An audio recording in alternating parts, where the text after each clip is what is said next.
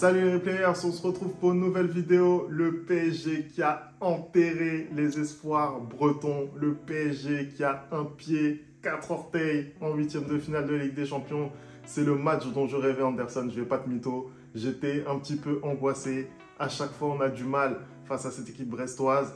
C'est vrai qu'à la fin, c'est toujours le PSG qui gagne, mais on a toujours du mal. Et là, aujourd'hui, enfin, on a une victoire nette, sans bavure. On a le clean sheet et on a les huitièmes de finale à portée de vue, Anderson. T'as pas honte de dire que tu es angoissé. T'as pas honte de dire, Femi, que tu es angoissé de jouer contre Brest. Hein. T'as pas honte. Franchement, le Paris Saint-Germain a fait 99,99% du boulot. Hein. Ils n'ont plus qu'à aller terminer ça au Parc des Princes. Et je ne vois pas comment on assisterait à une remontada comme ça a été le cas avec le FC Barcelone, parce que je pense que Brest n'a totalement pas les armes face à ce Paris Saint-Germain-là. Ils ont maîtrisé la rencontre du début jusqu'à la fin, même si Brest ne s'est pas laissé faire. Hein. C'est une très très belle équipe de Brest, j'aimerais le noter aussi. Et franchement, bravo au Paris Saint-Germain. Qui aurait cru que Paris jouerait de cette manière-là en Ligue des Champions? Écoute Anderson, ce que je te propose, c'est qu'on enchaîne directement. Vous l'avez vu, on est à distance. On a un match là qui commence dans 10 minutes, donc il va falloir qu'on accélère sur le débrief. On envoie le générique, c'est parti.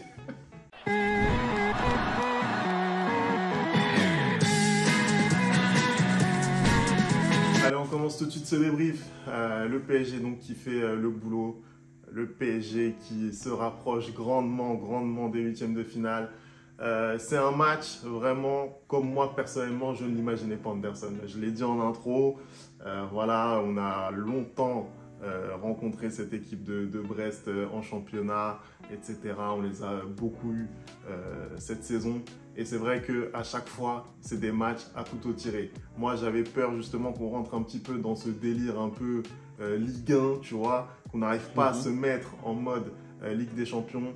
Mais on est quand même obligé de constater que c'est pas du tout ce qu'on a vu, Anderson.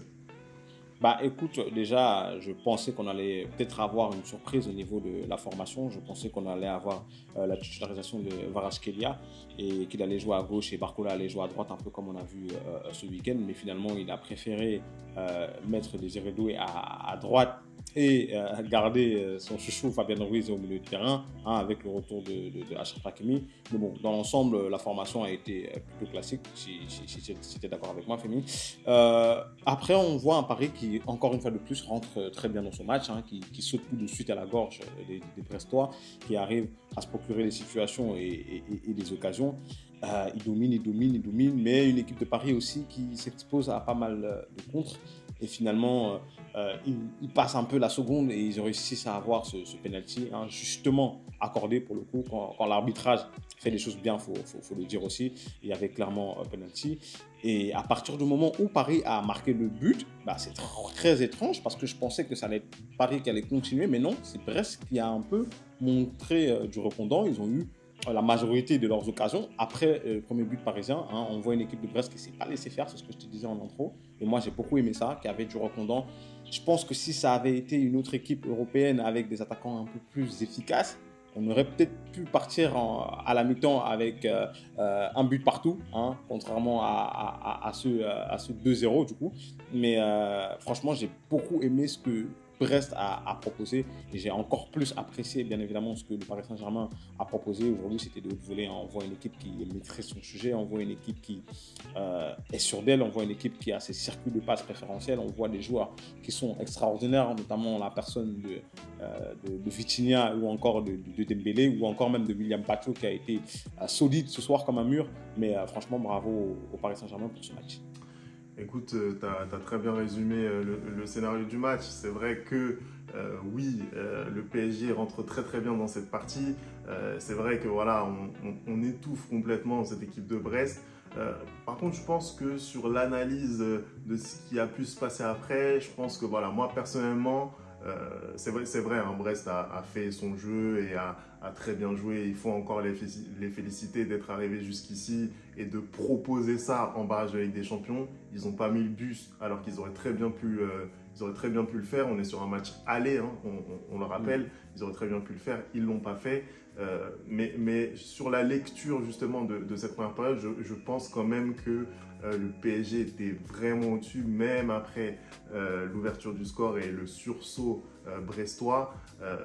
D'ailleurs, on le voit, hein, il y a eu au final qu'une seule frappe qui n'a pas été cadrée, je crois, en première période, et ça a été, enfin, en tout cas jusqu'à la, je pense à la 40e minute, c'était justement le poteau sur la tête brestoise justement qui termine sur le poteau et sur laquelle justement Donnarumma ne plonge même pas. Mais tout ça pour dire que même dans les temps forts parisiens, bah justement, on arrive plutôt à gérer. Moi, voilà, j'ai certains joueurs qui me posent encore problème. Je vais tout de suite rentrer dans le vif du sujet. Fabien Ruiz, j'imagine.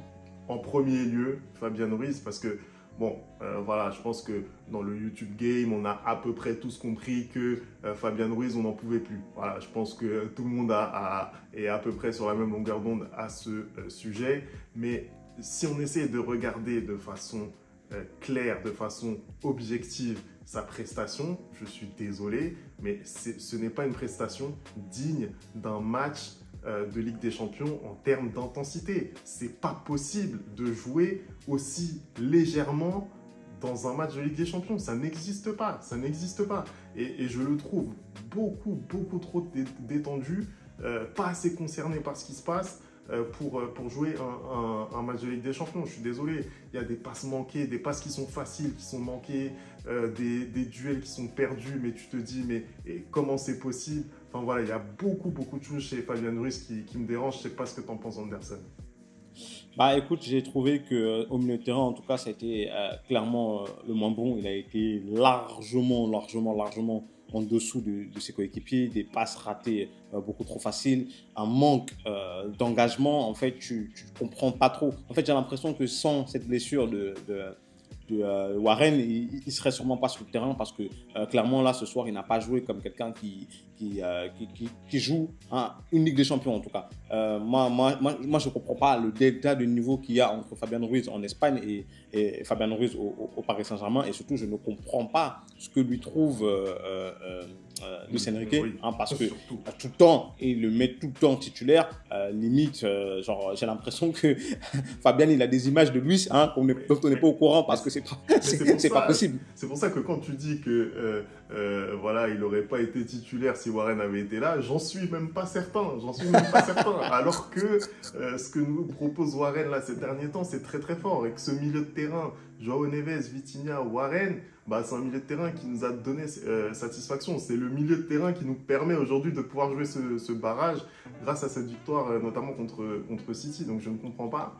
Et deuxième point aussi, c'est sur Donnarumma. Je suis désolé. Donnarumma, encore une fois, à ce niveau-là, c'est très léger. C'est très léger. Et tu vois, aujourd'hui, il n'y a pas d'erreur notable. Il n'y a pas d'erreur qui te coûte, en tout cas. Il y a une grosse frayeur quand même. Voilà, il n'y a pas d'erreur qui te coûte directement un but.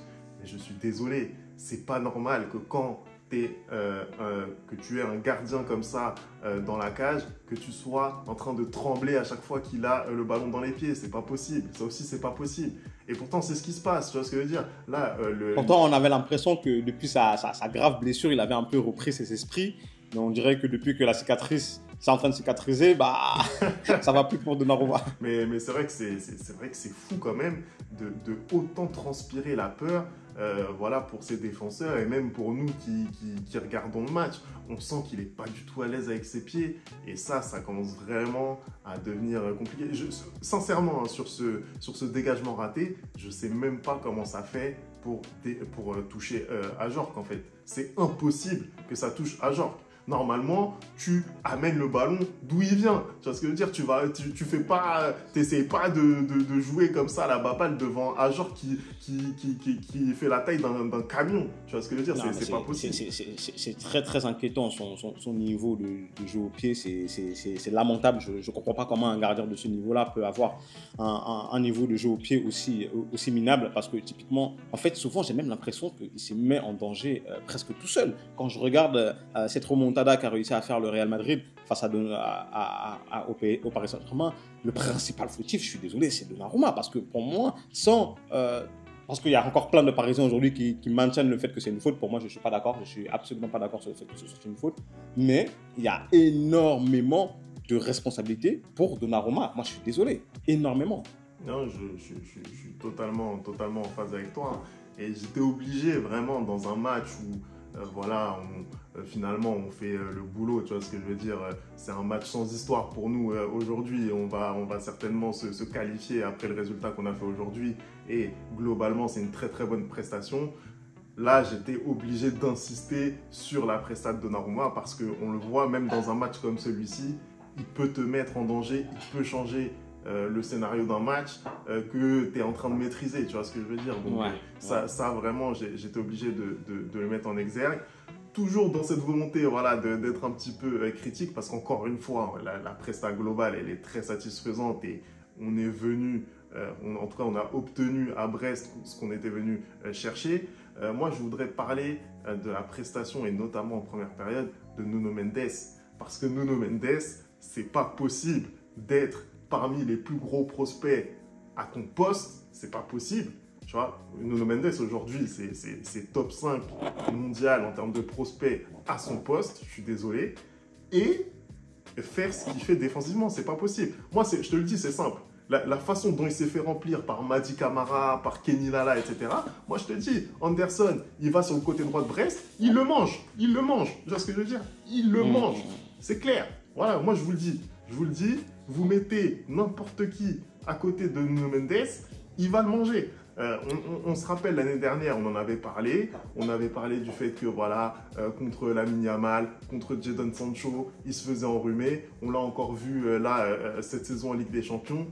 On se dit, ouais, face à des grands joueurs, ok, mais là, je suis désolé, tu peux pas te faire enrhumer comme ça. On l'avait vu contre Akanji face à City, on le voit encore ce soir, il se fait enrhumer à chaque fois, c'est pas possible. À un moment donné, on va se faire punir, Bah, c'est ça, en fait, c'est que quand tu auras un véritable ailier qui percute face à lui, bah, ça va être très, très compliqué pour le Paris Saint-Germain.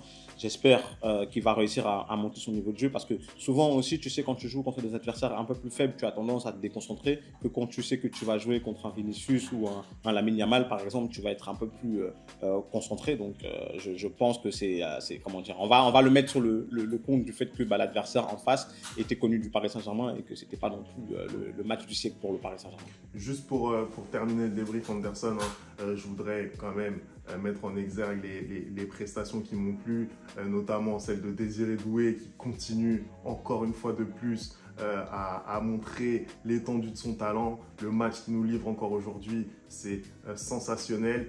Et puis parce que je l'ai critiqué lui aussi, notamment lors du bilan de mi-saison.